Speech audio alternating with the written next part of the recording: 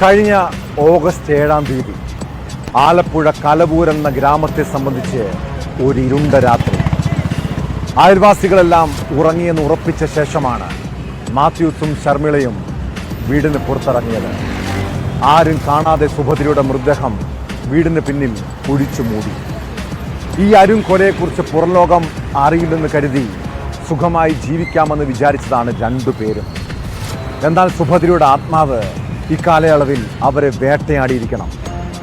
പിന്നീട് 1 മാസത്തിന് ശേഷം കേസിന്റെ ചുരുളഴിയുകയും കൊലയാളികൾ പോലീസിന്റെ പിടിയിലാവുകയും ചെയ്തിരിക്കുന്നു. പോലീസ് അന്വേഷണം തുടങ്ങിയെന്നറിഞ്ഞ് നാടുവിട്ട മാത്യൂസും ശർമിളയും കർണാടകയിലെ മണിപ്പാലിൽ നിന്നാണ് പിടിയിലായത്.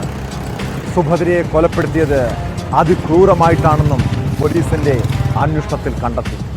കുഴിയെടുക്കാൻ ഇവരെ സഹായിച്ച സുഹൃത്ത് അജയന്റെ മൊഴി കേസിൽ നിർണായകമാണ്.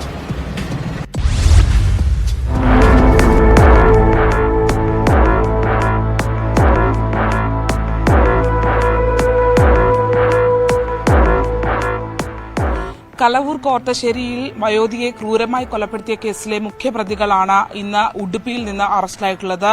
ഉടുപ്പി മണിപ്പാലിൽ നിന്നാണ് പ്രതികൾ യാത്രാമധ്യേ കേരള പോലീസിന്റെ പിടിയിലായത്. മണ്ണഞ്ചേരിയിൽ നിന്നുള്ള 2 അംഗ സംഘം, അതായത് ആലപ്പുഴ ജില്ലയിൽ നിന്നുള്ള 2 സംഘങ്ങളായി തിരിഞ്ഞുള്ള അന്വേഷണ സംഘമാണ് തമിഴ്നാട്ടിലും ഒപ്പം തന്നെ കർണാടകയിലുമായി തിരച്ചിൽ നടത്തിയിരുന്നത്. ഇതിൽ ഏറ്റവും പ്രധാനപ്പെട്ട വിവരം, മൃതദേഹം കണ്ടെടുക്കുന്ന കഴിഞ്ഞ ചൊവ്വാഴ്ചയാണ് പ്രതികൾ അന്യ സംസ്ഥാനത്തേക്ക് കടന്നത് എന്നുള്ള വിവരമാണ് പോലീസിന് ലഭ്യമായിട്ടുള്ളത്.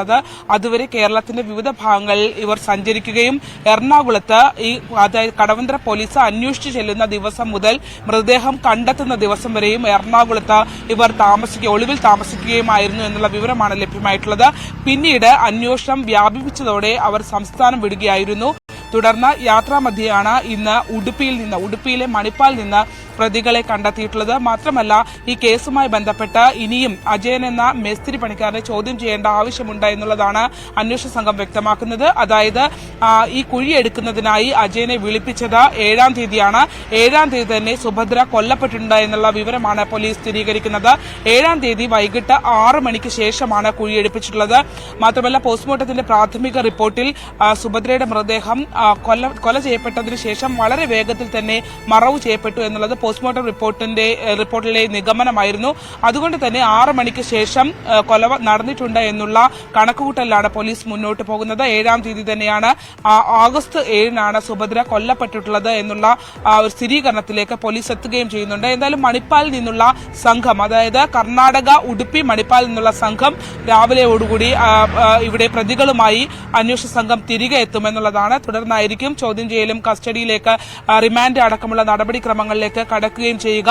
അതിക്രൂരമായ കൊലപാതകമായിരുന്നു. കാരണം വയോധികയുടെ 2 ഭാഗത്തെയും, അതായത് ശരീരത്തിന്റെ 2 ഭാഗത്തെയും വാരിയെല്ലുകൾ പൂർണ്ണമായി തകർന്ന അവസ്ഥയിലും കഴുത്ത് ഒടിച്ച അവസ്ഥയിലും മരണശേഷം അല്ലെങ്കിൽ കൊലപാതക ശേഷം കൈ ഒടിച്ച് പിന്നിലേക്ക് കെട്ടിയ അവസ്ഥയിലുമായിരുന്നു. അത്തരത്തിൽ ക്രൂരമായ മർദ്ദനത്തിന് വിധേയാക്കിയ ശേഷമാണ് 72-കാരിയിൽ സ്വർണം കവർന്ന് അവരെ കൊലപ്പെടുത്തിയിട്ടുള്ളത് എന്നുള്ളതാണ് അന്വേഷണ സംഘം ഇതുവരെ കണ്ടെത്തിയിട്ടുള്ളത്. പ്രതികളായ ശർമിളയും ഒപ്പം തന്നെ മാത്യുവും, ഇവർ 2 പേരും മദ്യപാനികളാണ്. മാത്രമല്ല, ഈ കുഴിയെടുക്കുന്ന സമയത്ത് പോലും, അതായത് ഈ അജയൻ എന്ന വ്യക്തിയെ വിളിച്ചു വരുത്തി 7-ാം തീയതി വൈകിട്ട് വീട്ടിൽ കുഴിയെടുക്കുന്ന സമയത്ത് പോലും ഇവർ മദ്യപിച്ച് ലക്ക് കെട്ട അവസ്ഥയിലായിരുന്നു എന്നുള്ളതാണ് അയൽവാസിയായ വ്യക്തി മൊഴി നൽകിയിട്ടുള്ളത്. എന്തായാലും ഈ കേസിൽ കുഴിയെടുക്കാനായി എത്തിയ അജയനെ അടുത്ത ദിവസം വീണ്ടും അന്വേഷണ സംഘം ചോദ്യം ചെയ്യും. കാരണം അസ്വാഭാവികതകൾ ഒരുപാടുണ്ടായിരുന്ന ഈ സംഭവത്തിൽ പിറ്റേ ദിവസം, അതായത് ഈ മാലിന്യം മൂടുന്നതിന് വേണ്ടിയാണ് കുഴി എടുക്കുന്നതെന്നാണ് അജയനോട് പറഞ്ഞിരുന്നത്. എന്നാൽ പിറ്റേ ദിവസവും അജയനെ അവിടുത്തെ ശുചിമുറിയുടെ നിർമ്മാണ പ്രവർത്തനങ്ങൾക്കായി വിളിച്ചിട്ടുണ്ട്. ആ ദിവസവും ഈ കുഴി മൂടിയ, അതായത് പിറ്റേ ദിവസം രാവിലെ എത്തുമ്പോൾ തന്നെ കുഴി മൂടിയ നിലയിലാണ് അജയൻ കണ്ടിട്ടുള്ളത്. പക്ഷേ സംശയാസ്പദമായി തനിക്കൊന്നും തോന്നിയില്ല എന്നുള്ള മൊഴിയാണ് അജയൻ നൽകിയിട്ടുള്ളത്. കുഴിക്ക് മുകളിലായി പ്ലൈവുഡ് ഷീറ്റ്, അതായത് ഒരു കട്ടിലിന്റെ പ്ലൈവുഡ് ഷീറ്റ് എടുത്ത് അത് വെച്ച് മറച്ചിട്ടാണ് അവിടെയാണ് നിർമ്മാണ പ്രവർത്തനത്തിനായുള്ള സിമന്റ് കുഴയ്ക്കുകയും ചെയ്തിട്ടുള്ളത്. അജയനെ കൂടുതൽ ചോദ്യം ചെയ്യേണ്ടി വരും എന്നുള്ള സൂചനകളാണ് അന്വേഷണ സംഘത്തിൽ നിന്ന് ലഭ്യമായിട്ടുള്ളത്. എന്തായാലും അതിക്രൂര കൊലപാതകത്തിലെ പ്രതികളെ പുലർച്ചെയോടുകൂടി ആലപ്പുഴയിലെത്തിക്കും.